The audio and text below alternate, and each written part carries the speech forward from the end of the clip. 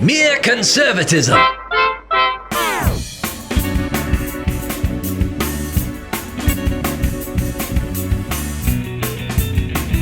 David Perry, and I'm Cleve Walker, and yeah, this is Mere Conservatism.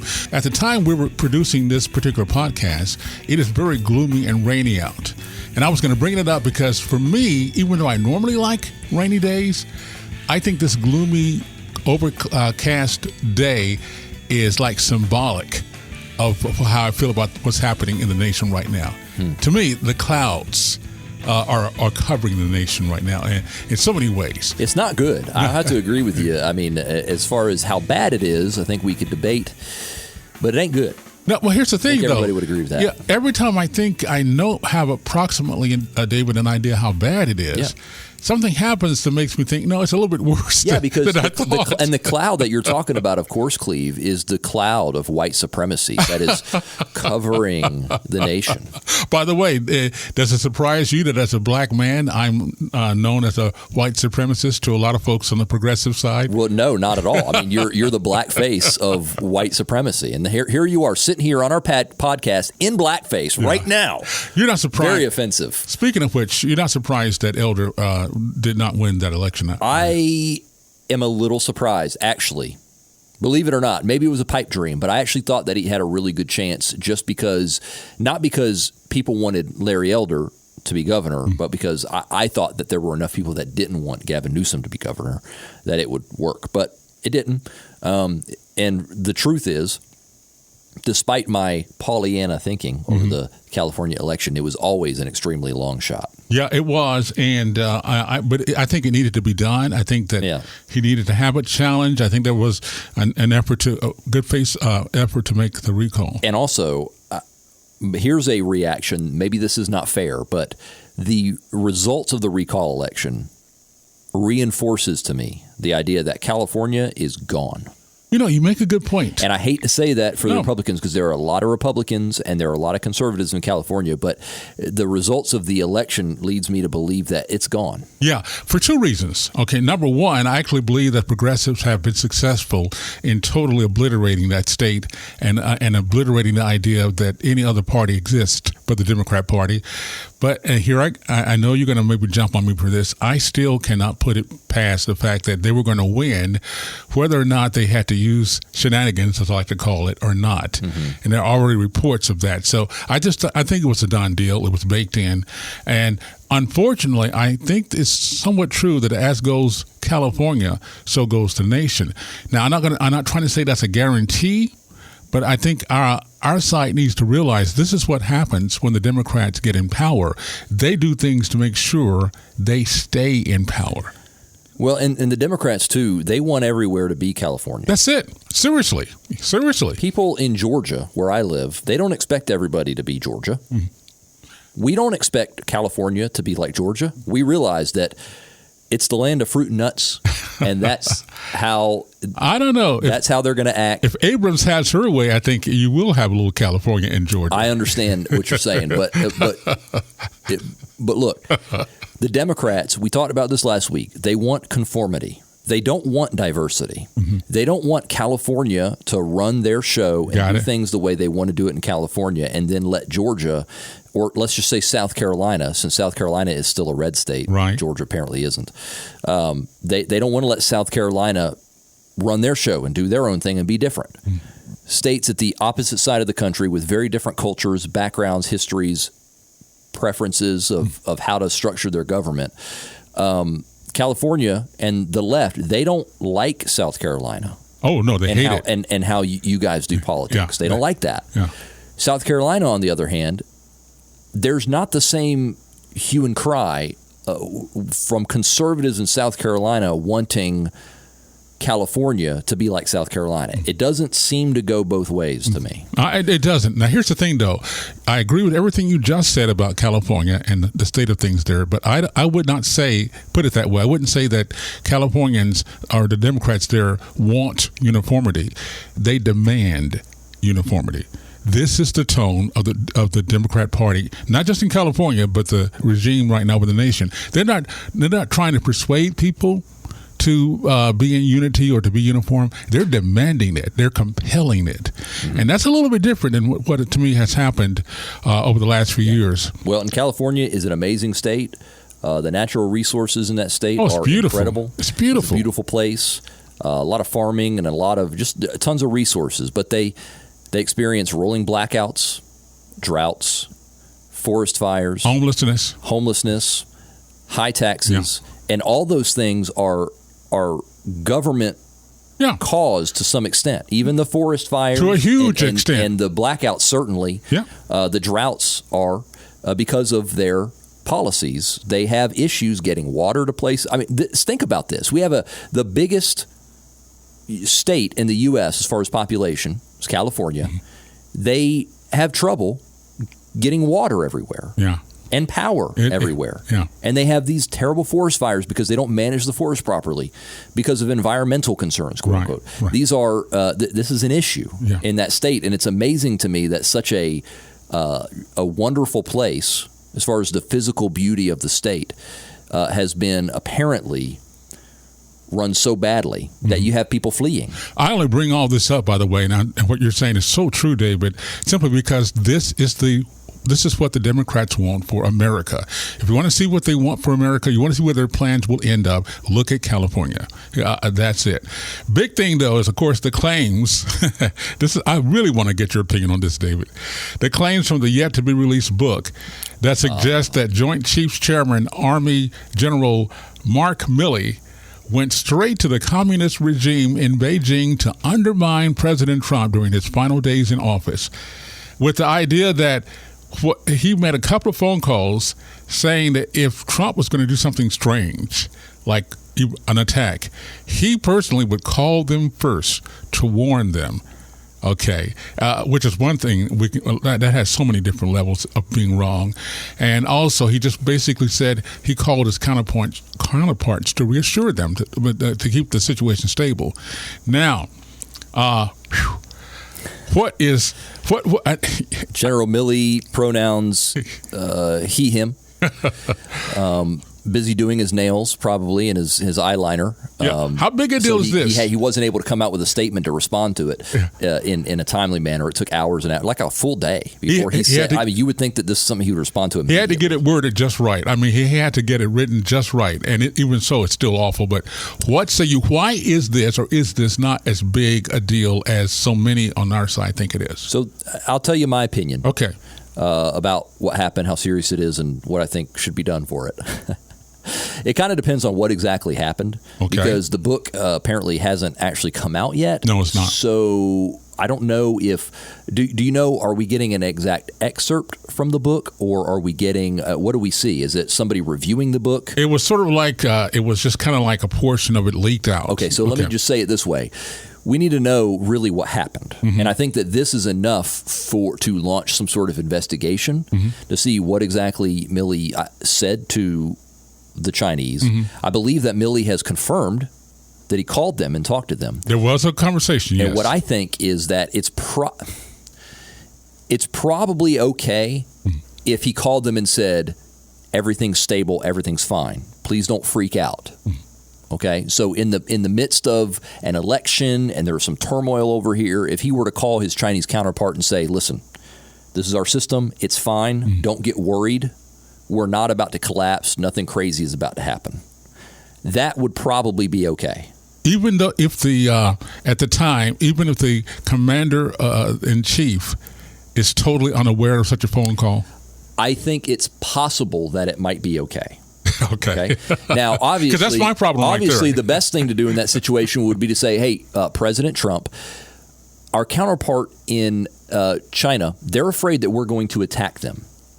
Can I reassure them that we aren't making plans to attack them?" See, now that's important. Now, you're saying that, and I agree with you. But my point is, if you don't do that, then to me, no matter what else has happened, you have at least violated the chain of command. Because the big thing about our nation is civilian rule, not military rule. So, but even if he hadn't done that, I think it might be maybe okay for him just to say, "Look, please don't worry. It's okay." It may be because look, in baseball, you have your sluggers that even when it's a 3-0 count, they have the green light to swing. Okay. So, or you have a base stealer who you don't have to tell them steal the base. They have the green light. Whenever they need to do that, they can do that. So it's possible that somebody like General Milley may have the freedom to speak to his counterparts to some extent freely. Yeah. Okay. Maybe. I don't know. I got you. That's not the part that really bothers me. The part that's really bad is if he said to his Chinese counterpart, hey, if anything's about to go down, I'll let you know first. I'll give you a heads up. I'll call you first. I'll give you a heads up. That is absolutely inexcusable. That is crazy.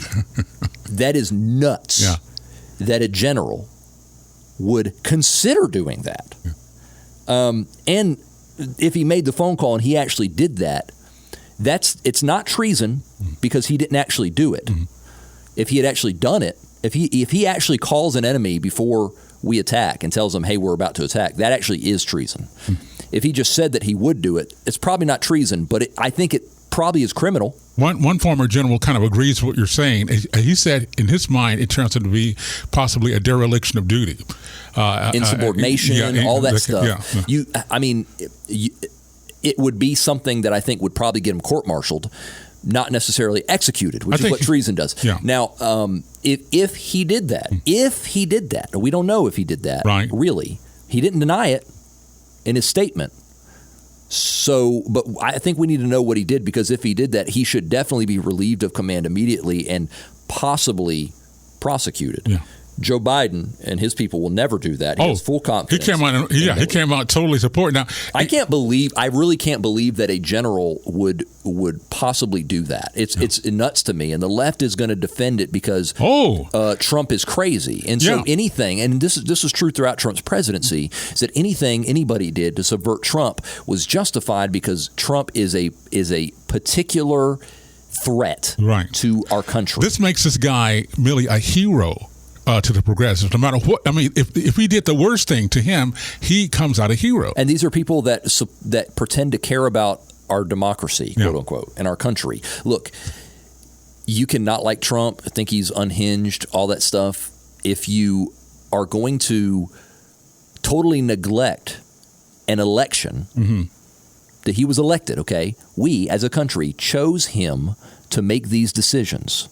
Nobody elected Mark Milley. Right. That's what I mean. Nobody elected any of these bureaucrats. And so Trump needs to be able to make that decision because we elected him. And when you justify going around him to do things and doing it in the wrong way, you're totally destroying the way our country is founded. By the way, there is a correct way to disagree with an order or not carry out an order, or there are channels you go through. Right. This is not that. Yeah, and again, the principle is civilian rule.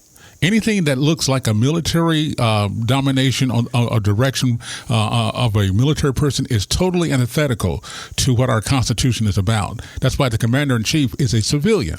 Okay, so this general, whoever he is, a civilian who's directly accountable to us. Yes, this is the way our system is set up. Because if you have a country that is run by unelected people, military leaders, bureaucrats, whatever, and no matter what happens, every 4 years there's an election, doesn't matter, same bureaucrats are there doing the same things they always would do, then we don't have a democracy, we don't have a republic, we are just ruled by an elite class. We have basically not a monarchy, but it's an oligarchy. We have a group of people that just take care of us and do the thing. We can't allow that to happen. And it's not okay. It wouldn't be okay if somebody did this to Joe Biden. I wouldn't. Either. Yeah, I would be against that too. So here's the deal. The progressives, their mindset has always been the ends justifies the means. So even if Milley has done the worst, even if he went out and just gave the codes of the nuclear secret codes to the Chinese, in their mind, if it served their cause, he is justified in doing it. Now, here's my thought. This is how cynical, and I from time to time, David, I used to think you were more cynical than me. I think over the short while, I think I've become more cynical because I'm thinking this possibility, and you tell me what you think. I just find it awfully suspicious that the leak about this book and the allegations in it happen at a time when I believe that the Democrats are doing their darndest to get the attention off Afghanistan and to get the attention off the debacle that took place there. So I'm just cynical enough to believe that the authors of this book and the people behind it timed this to change the news cycle away from Afghanistan, which to me is the greatest travesty, one of the greatest travesties of our nation's history. So is that possible, or you think I'm just, again, way, way too cynical or conspiratorial in my approach? It's possible. I don't think that's the case in this situation because it's Milley. Milley, very involved in Afghanistan. So if you want to get the focus off Afghanistan, you'd probably do it to somebody who's unrelated to Afghanistan. Just saying. Because in talking about Milley and his role, you can just say after how he failed in Afghanistan and now this. I mean, it's the obvious way to talk about it. I hear you. But maybe, I mean, you could be right. I definitely think that Joe Biden last week announcing that he was going to use OSHA to mandate vaccines for companies with over 100 employees. That was something that he definitely did to rally his base and distract from Afghanistan. And take off. That is certainly true.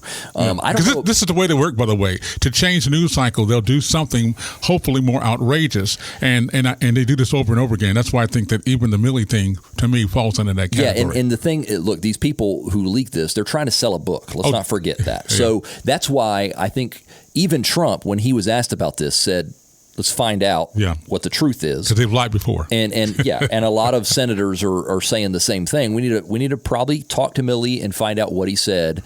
That's important, and not just take this leak from this book at face value, because look, these guys are trying to sell a book. So my guess is that it's probably more about that than anything else.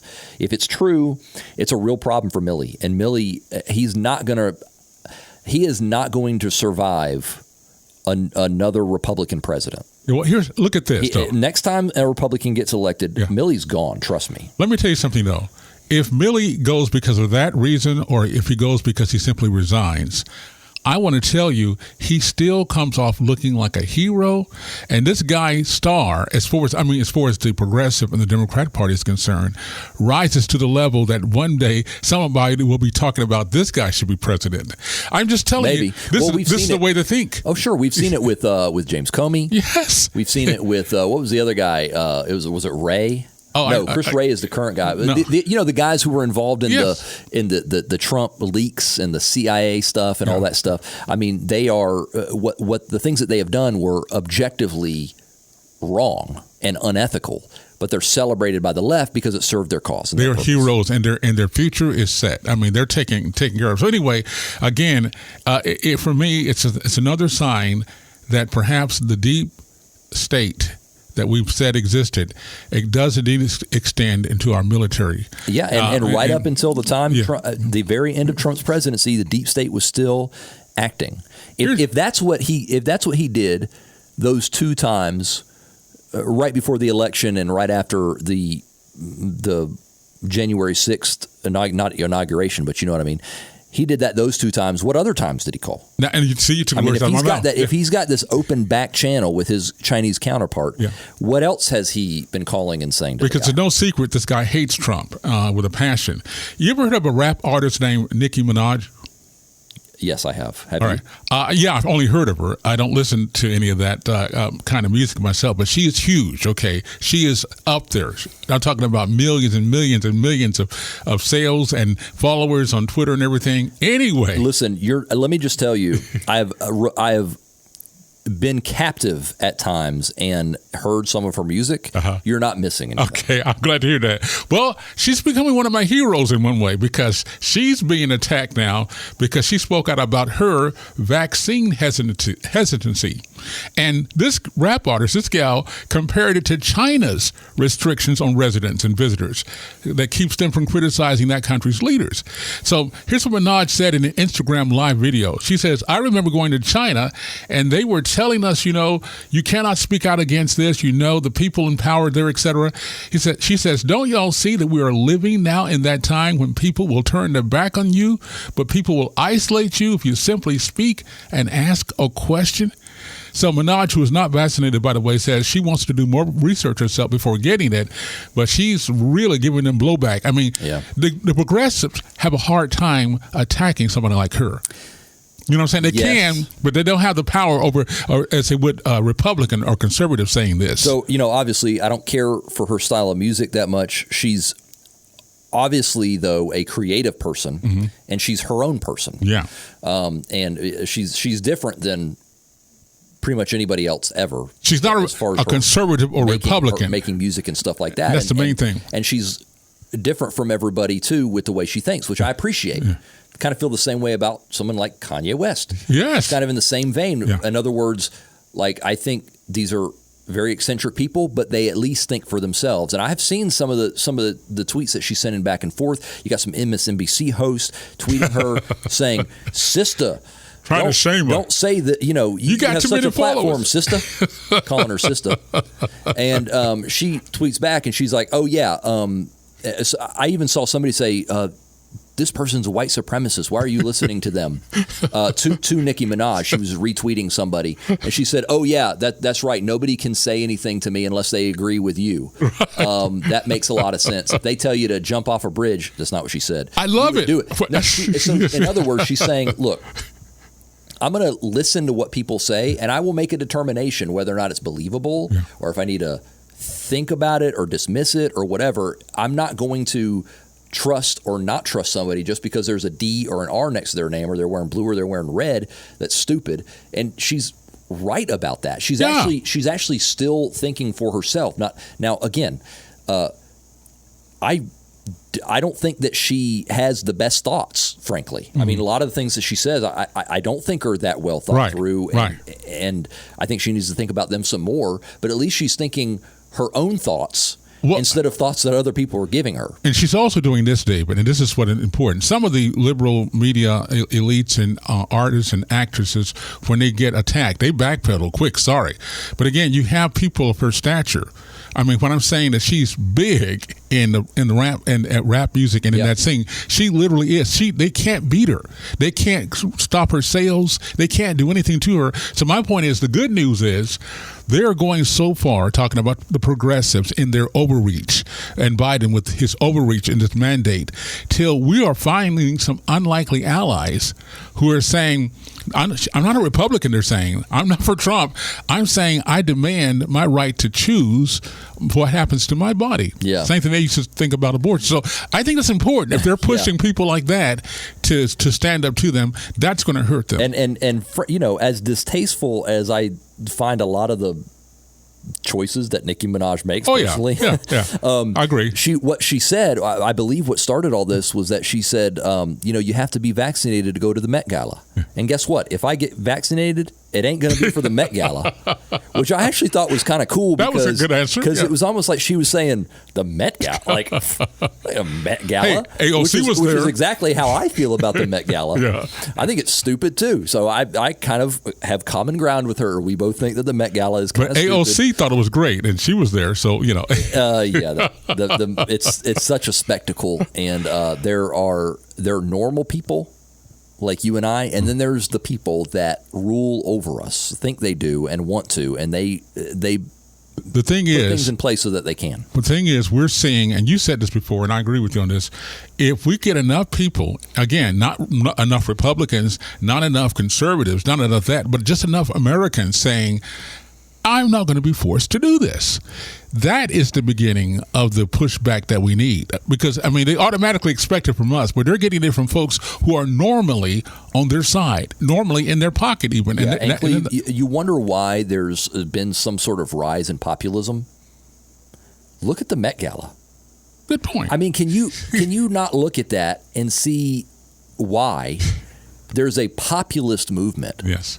Where people, basically all the populist movement is people saying, you wealthy oligarchs aren't the boss of me. Right. And we don't serve you. It's a rejection of the elite ruling class in our country. And unfortunately, we've got a ruling class, and they have a set of rules for themselves that we don't get to have the same advantages they do, like Gavin Newsom in California. He's a great example of having these one of the best examples COVID rules, but yet going to the expensive restaurant inside, not being masked, with all the people he made the regulations with. Well, getting back to what you're saying, we have found out now that Zuckerberg has allowed special status to celebrities and people of importance so they can do things on his media that regular people can't do. they can get away with saying. I mean, they found out that there's a protocol, a special protocol for them only, and not for the common